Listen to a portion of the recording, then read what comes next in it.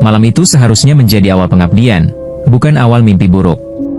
5 mahasiswa KKN, Raka, Dimas, Wulan, Sinta, dan Bayu, berangkat menuju desa tempat mereka akan mengabdi selama 1 bulan.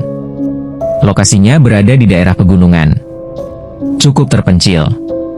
Dan akses jalannya hanya satu, jalan lama yang membelah hutan.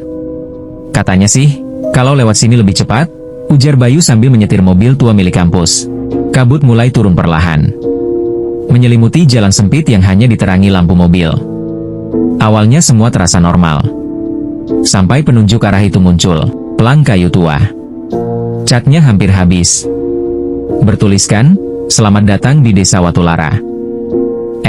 Desa kita bukan namanya Sukamulia ya? Tanya Sinta pelan. Di map juga nggak ada desa ini, sambung Wulan sambil mengecek ponsel. Tidak ada sinyal. Namun sebelum mereka sempat memutar balik, jalan di belakang menghilang. Bukan tertutup kabut, tapi benar-benar lenyap, seolah hutan menutup dirinya.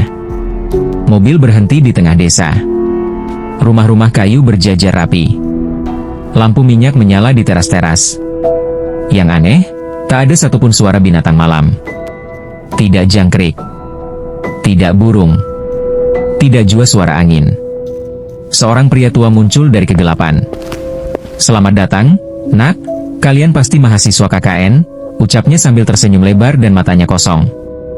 "Silakan menginap dulu. Malam sudah terlalu larut," lanjutnya.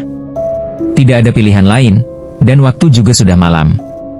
Akhirnya mereka mengikuti pria itu ke sebuah rumah panggung besar yang katanya adalah balai desa. Di dalam, sudah ada warga lain yang berkumpul. Mereka duduk diam. Tidak berbincang. Tidak saling menatap. Hanya tersenyum serempak. Ketika kelima mahasiswa itu masuk. Malam pertama, mereka tidur beralaskan tikar. Sekitar pukul 2.13, Raka terbangun. Ia mendengar suara orang berjalan di kolong rumah. Pelan. Teratur.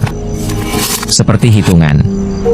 Saat Raka mengintip ke selapapan lantai, ia melihat puluhan pasang kaki berdiri mengelilingi rumah. Kakinya tidak menyentuh tanah. Raka menutup mulutnya sendiri, berusaha agar tidak berteriak. Keesokan paginya, ia menceritakan pada yang lain. Namun Bayu berkata pelan dengan wajahnya pucat. "Aku juga dengar, tapi suara tangisan," kata Bayu. Hari kedua, mereka diminta membantu warga membersihkan ladang dan balai desa. Saat matahari tepat di atas kepala, Wulan menyadari sesuatu.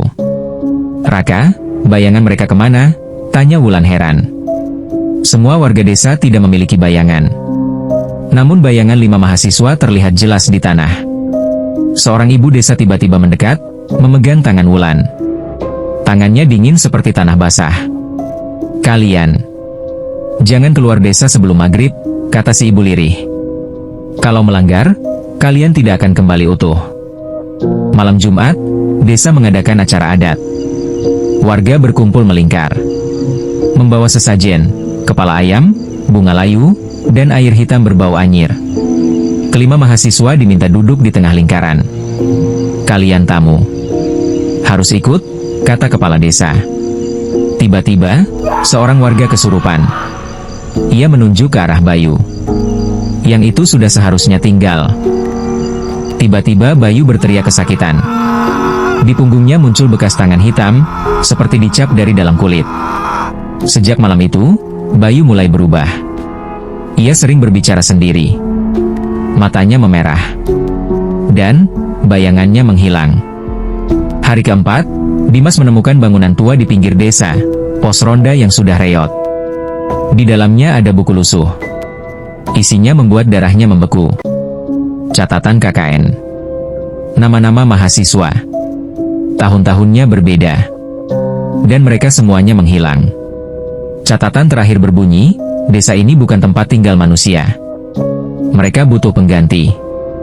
5 orang, untuk menjaga keseimbangan. Tiba-tiba suara langkah terdengar. Bayu berdiri di pintu. Senyumnya, sama seperti warga desa. "Kalian gak boleh pergi," kata Bayu datar. Pandangannya kosong. Malam itu, mereka mencoba kabur dari desa. Namun setiap jalan yang mereka lewati selalu kembali ke balai desa. Selalu ke tempat yang sama. Hutan seperti berputar. Sinta menangis ketakutan, memeluk Wulan. Aku lihat nisan, pakai nama kita, isaknya. Saat fajar tiba, kepala desa muncul. Waktu kalian sudah habis, kata kepala desa. Warga desa mengelilingi mereka berlima. Bayu melangkah maju. Aku sudah memilih tinggal, kata Bayu datar dengan tatapan kosong. 4 lagi, kalian, kata kepala desa. Mereka berempat berlari ke arah hutan. Warga mengejar. Setelah mereka sampai di ujung desa, tiba-tiba suara adzan terdengar. Keras. Menggema. Di kejauhan mereka melihat desa itu menghilang tertutup kabut. Wulan terbangun. Ia berada di pinggir jurang. Raka, Dimas, dan Sinta berdiri terpaku. Di bawah jurang, mobil mereka hancur. Terbalik. Bayu tergeletak tak bernyawa. Polisi berkata pelan, kalian kecelakaan 4 hari lalu. Bayu meninggal di tempat. Wulan gemetar. Desa, ritual, warga.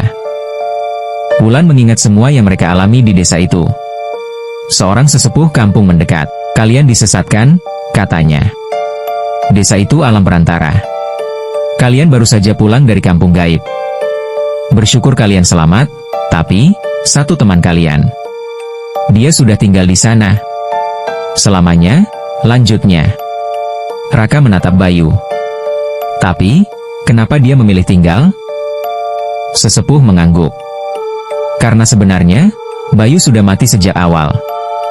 Ia hanya ingin ditemani. Saat ambulans membawa jenazah Bayu, Wulan melihat ke arah hutan.